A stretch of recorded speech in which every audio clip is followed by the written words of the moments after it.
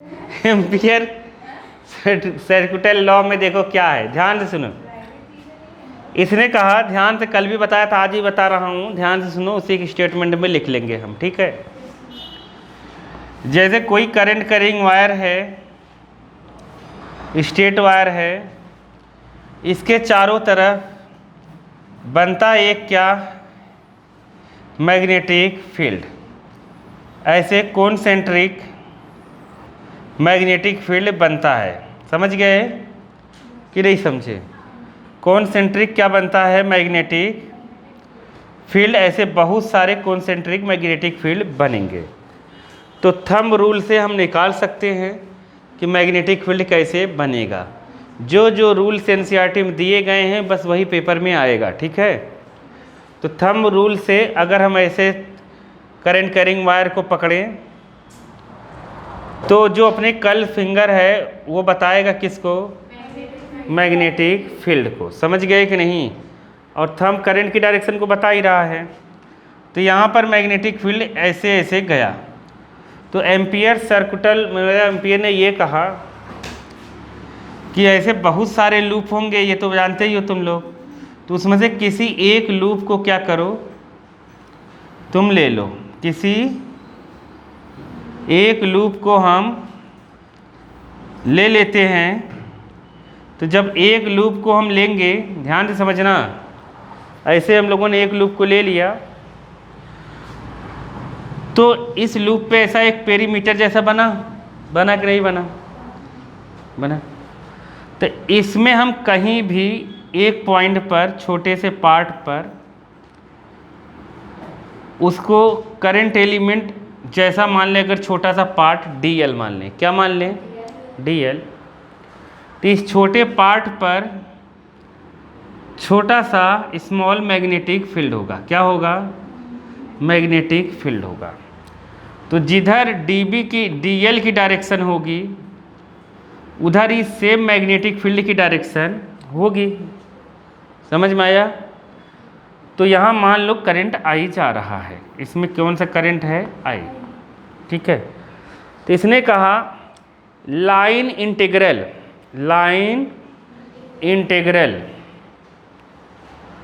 Of किसका, magnetic field. समझ गए?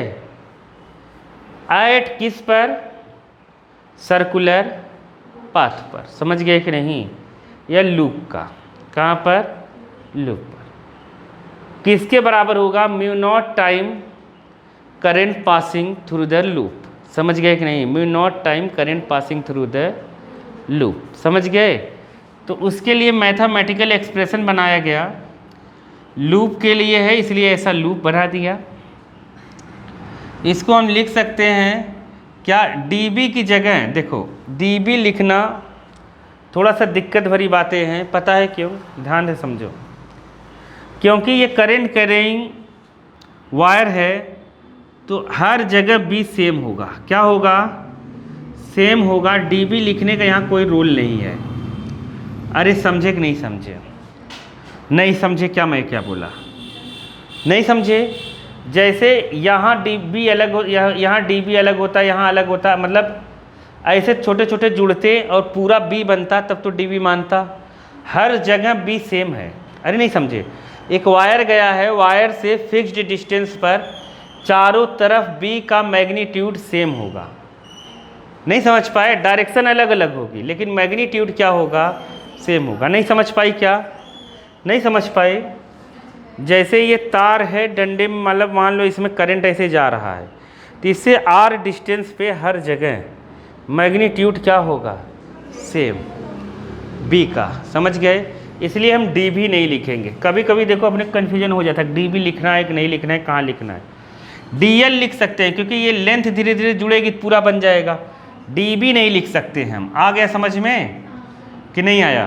तो अब linear integration of magnetic field, समझ गए?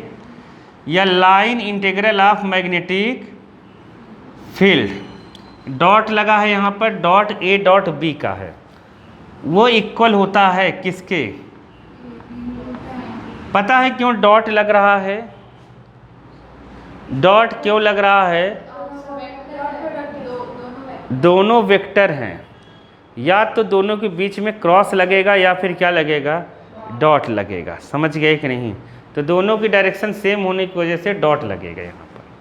ठीक है, तो linear integration of magnetic field at the loop around current carrying wire always equal to mu naught time current passing through the loop. समझ गए कि नहीं? तो हम क्या लिखेंगे इसको स्टेटमेंट में, लीनियर या line integral of magnetic field. लिख लिया, line integral of magnetic field. अरे लिख नहीं पा रहे हो क्या? Line integral of magnetic field. समझ गए? समझ गए? Line integral of magnetic field eight loop around current carrying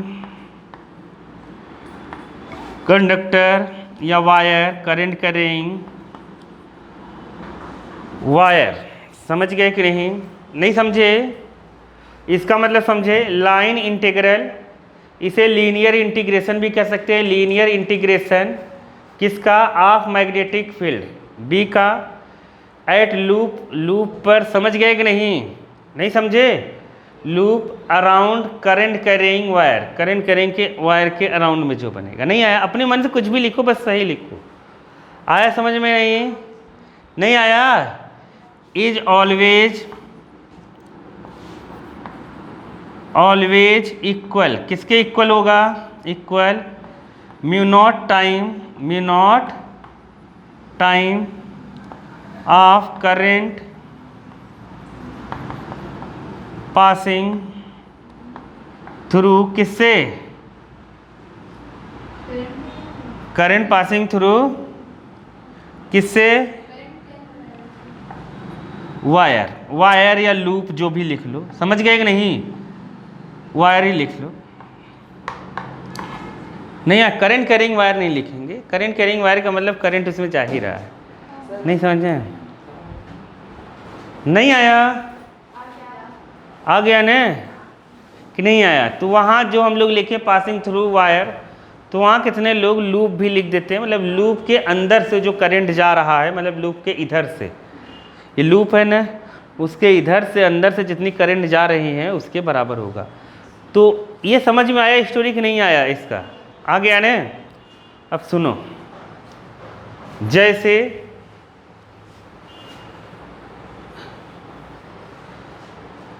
अब अगर हम ध्यान से समझो, अगर कई सारे तार हैं, यहाँ पर बहुत सारे वायर हैं, तो हम नेट करंट कह सकते हैं। इसको क्या कह सकते हैं?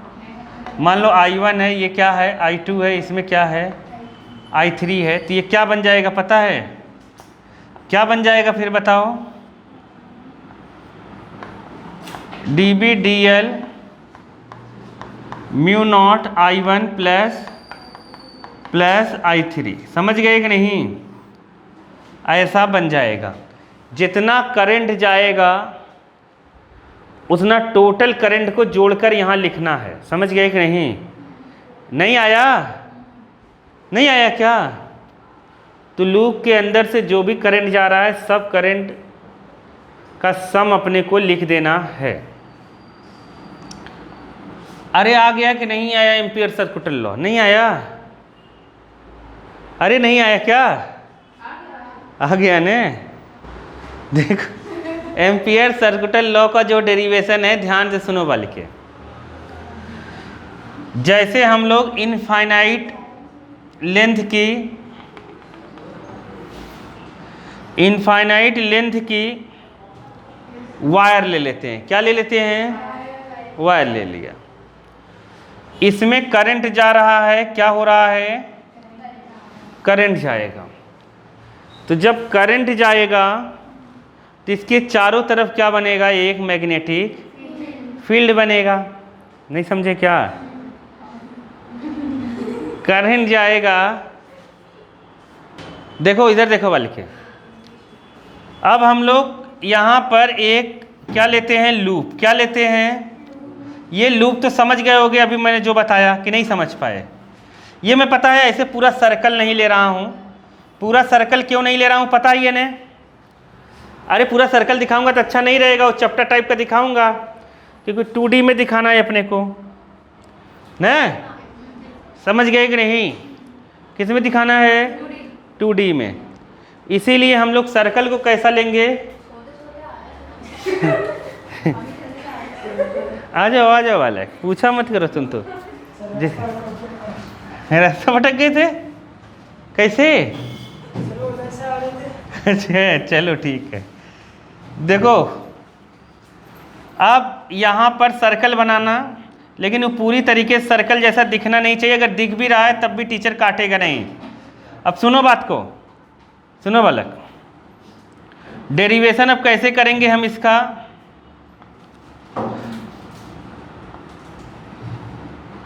तो एम्पियर सर्कुलर लॉ तो मैंने बता दिया तुम्हें। आ गया ना समझ में कि नहीं आया? बताओ। देखो बुक की डेफिनेशन जरूरी थोड़ी नहीं होती लिखना है, तुम्हें अपने मन से समझो और चीज़ों को लिखो। 100 नंबर के पेपर होगा 98 आएंगे, कोई दिक्कत नहीं है। नहीं समझ में? देखो नहीं समझे? ध्यान से सुनो, यहाँ से आगे यहाँ। अब ध्यान से सुनना, एकदम बहुत ईजी है। मान लो ये सेंटर है, इसकी रेडियस मान लो r है। क्या है? यहाँ पर हम लोग dl एक छोटा सा डेरिवेशन हम कर रहे हैं। क्या कर रहे हैं? किसका? एम्पियर सर्कुलर लॉ का। एम्पियर सर्कुलर लॉ हो गया। एम्पियर सर्कुलर लॉ में ये था लीनियर इंटीग्रेशन ऑफ, ये line integral of magnetic field eight loop. क्या होगा? म्यू नॉट टाइम करंट के, करंट जो लूप से पास हो रहा है, यही डिराइव करना है अपने को। बहुत मारूंगा, खरखुर मत करो, कुछ भी फाड़ के खाओ मत, नहीं तो वहाँ भगा दूंगा और खा के आना थूक कर। समझ गए कि नहीं? देख लो, इधर आओ, अब बात को समझो। ये अपने को डिराइव करना है। अपने को समझ में कैसे आएगा कि हम डिराइव कहाँ से चालू करें, कहाँ से ख़त्म करें? तो देखो तुम्हें पहले से बताया, ये करंट कैरिंग वायर है, इससे r डिस्टेंस पर यहाँ पर dl है, और यहीं पे क्या है? db मतलब b है। क्या है? b है। तुम्हें हर चीज़ सोचनी पड़ेगी कि मैं db क्यों नहीं लिख सकता, dl क्यों लिखा है, बताया ना अभी मैंने तुम्हें। तो अब बालिके जो वहाँ लिखा है वही लिख देते हैं। लीनियर इंटीग्रेशन यहाँ db और dl और db के बीच का एंगल 0 है। कितना है? 0 डिग्री से, मतलब 0 डिग्री, और 0 डिग्री cos 0 की वैल्यू कितनी होती है? 1। इसीलिए हम लोग इसको ये डॉट हटा देते हैं। तो डॉट जब हटाएंगे तो ये आ जाएगा BDL केवल। कितना आ जाएगा? BDL। अब तुम ये सोचो कि इस B की जगह हम क्या लिखें। तो हम लोग पढ़े हुए हैं, कल 2 दिन से पढ़ रहे हैं, कल भी बताया था, परसों भी बताया था।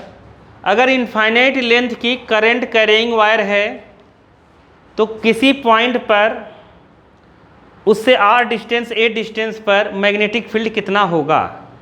कितना होगा? Mu naught I upon 2 pi r, mu naught I upon 2 pi r। अरे हाँ क्या देखो, एक तार था स्ट्रेट, तुम लोगों को अगर याद हो, इससे a डिस्टेंस पर देखो r था, ये तार है, इससे a डिस्टेंस पर अगर कोई पॉइंट पर मैग्नेटिक फील्ड बनाना है तो ये φ1 ऐसे लिखा था ना, φ2 a डिस्टेंस पर। तो यहाँ पर मैं यहाँ करंट आई है तो मैग्नेटिक फील्ड यहाँ वैल्यू कितनी लिखी थी?